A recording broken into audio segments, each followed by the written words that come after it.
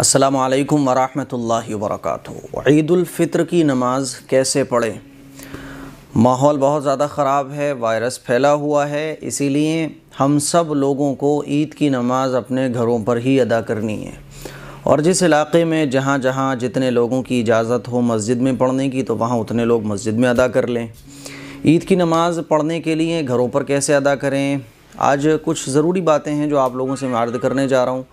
آسان طریقہ اس کا یہ ہے کہ آپ اپنے گھر پر یا اپنی سوسائٹی میں، اپنے محلے میں جہاں لوگ آسانی کے ساتھ نماز میں شریک ہو سکتے ہوں، جہاں لوگ آسانی کے ساتھ نماز پڑھنے آ سکتے ہوں، اتنے لوگوں کے ساتھ آپ عید کی نماز گھر پر یا بیٹھک میں یا کوئی بڑے ہال میں یا کسی جگہ پر جہاں آسانی کے ساتھ لوگ نماز پڑھ سکیں وہاں آپ عید کی نماز گھروں میں ادا کر سکتے ہیں۔ 4-6 گھر ہیں تو کچھ لوگ مل کر سیفٹی کے ساتھ پورے جو احتیاطی تدابیر ہیں ان پر عمل کرتے ہوئے عید کی نماز گھروں پر ادا کر سکتے ہیں۔ اور اس کا طریقہ یہ ہے کہ آپ میں سے جو بھی عید کی نماز پڑھا سکتا ہو وہ امام بن جائے، باقی لوگ مقتدی بن جائیں۔ اگر آپ گھر پر عید کی نماز پڑھ رہے ہیں تو خواتین بھی آپ کے ساتھ عید کی نماز میں شریک ہو سکتی ہیں، اور خواتین کی جو صف ہوتی ہے وہ سب سے پیچھے ہوتی ہے۔ جو آپ میں سے نماز پڑھا سکتا ہو وہ امام بن جائے اور وہ نیت کر لے کہ اللہ میں عید کی نماز پڑھانے جا رہا ہوں، ہے نا۔ پیچھے والے نیت کر لیں کہ اللہ ہم مقتدی بن کر عید کی نماز پڑھنے جا رہے ہیں۔ اس طرح سے نیت ہو جائے گی، اور پھر امام صاحب جو ہے نیت کر لیں۔ نیت کرنے کے بعد اللہ اکبر کہہ کر ہاتھ باندھ لیں۔ ہاتھ باندھنے کے بعد سبحانک اللہ پڑھیں، اور سبحانک اللہ پڑھنے کے بعد 3 تکبیریں کہی جائیں گی۔ پہلی تکبیر اللہ اکبر کہہ کر ہاتھ اٹھائیں گے، چھوڑ دیں گے۔ دوسری تکبیر میں ہاتھ اٹھائیں گے اللہ اکبر کہہ کر اور ہاتھ چھوڑ دیں گے۔ تیسری تکبیر میں ہاتھ باندھ لیں گے، اور پھر الحمدللہ سورہ فاتحہ کے بعد کوئی بھی سورت آپ ملا دیں، اور جیسے نارمل نماز ہم لوگ پڑھتے ہیں ویسے نماز 1 رکعت پوری کریں۔ دوسری رکعت میں جیسے ہم الحمد شریف پڑھتے ہیں ویسے ہی الحمد شریف پڑھیں گے۔ الحمد شریف کے بعد کوئی سورت ملا لیں گے، اس کے بعد اللہ اکبر کہہ کر ہاتھ اٹھائیں گے، چھوڑ دیں گے، پھر اللہ اکبر کہہ کر ہاتھ اٹھائیں گے، چھوڑ دیں گے، پھر اللہ اکبر کہہ کر ہاتھ اٹھائیں گے، چھوڑ دیں گے، اور چوتھی بار بغیر ہاتھ اٹھائے اللہ اکبر کہہ کر رکوع میں چلے جائیں گے۔ ٹھیک ہے، تو دوسری رکعت میں 3 تکبیریں کہی جائیں گی۔ تینوں تکبیر کہنے کے بعد ہاتھ اٹھا کر چھوڑ دیا جائے گا، اور چوتھی تکبیر میں بغیر ہاتھ اٹھائے اللہ اکبر کہہ کر رکوع میں چلے جائیں گے۔ اور جیسے دوسری نفل نمازیں ہم لوگ پڑھتے ہیں ایسے ہی یہ نماز بھی پوری کر لی جائے گی۔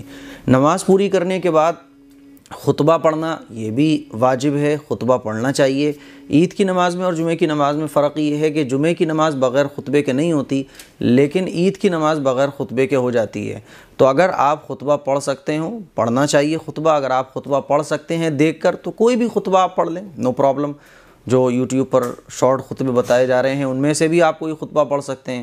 میں نے بھی پچھلی سال ایک خطبہ آپ لوگوں کو بتایا تھا، وہ خطبہ آپ پڑھ لیں۔ دیکھ کر خطبہ پڑھ سکتے ہوں تو دیکھ کر پڑھ لیں، بغیر دیکھے پڑھ سکتے ہوں تو بغیر دیکھے پڑھیں۔ بہرحال کوشش یہ رہنا چاہیے کہ عید کی نماز کے بعد ہمارا خطبہ نہ چھوٹے۔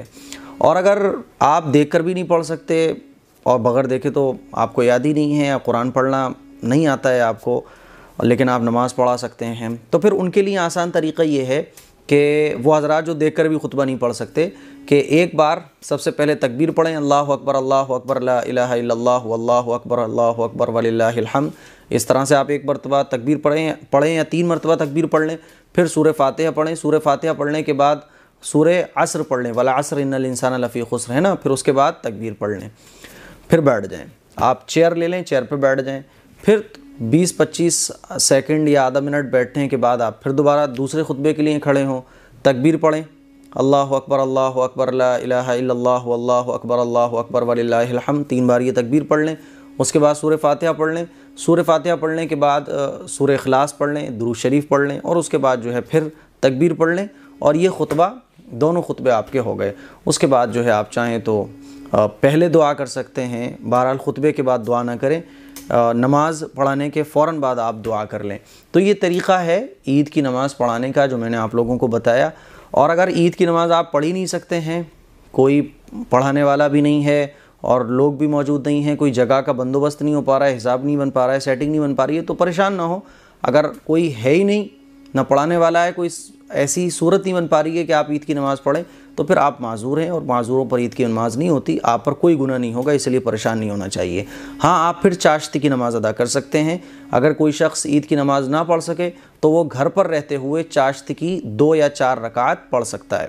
جیسے اور نفل نمازیں ہم لوگ پڑھتے ہیں، اسی طرح سے اگر کسی کی عید کی نماز نکل جائے، وہ عید کی نماز نہ پڑھ سکے، تو وہ چاشت کی 2 رکعات یا 4 رکعات گھر پر پڑھ سکتا ہے۔ جیسے نفل نماز پڑھی جاتی ہے، ایسے ہی 2 رکعات کر کے آپ چاشت کی نماز ادا کر سکتے ہیں۔ خواتین بھی چاہیں تو چاشت کی نماز ادا کر سکتی ہیں۔ تو یہ طریقہ ہے عید کی نماز کا۔ اس عید پر ہمیں خیال رکھنا ہے، کوئی بھی ایسا موقع ہمیں نہیں دینا ہے جس سے مسلمانوں کو ٹارگیٹ یا نشانہ بنایا جا سکے۔ دعاؤں کی گزارش ہے۔ السلام علیکم ورحمۃ اللہ وبرکاتہ۔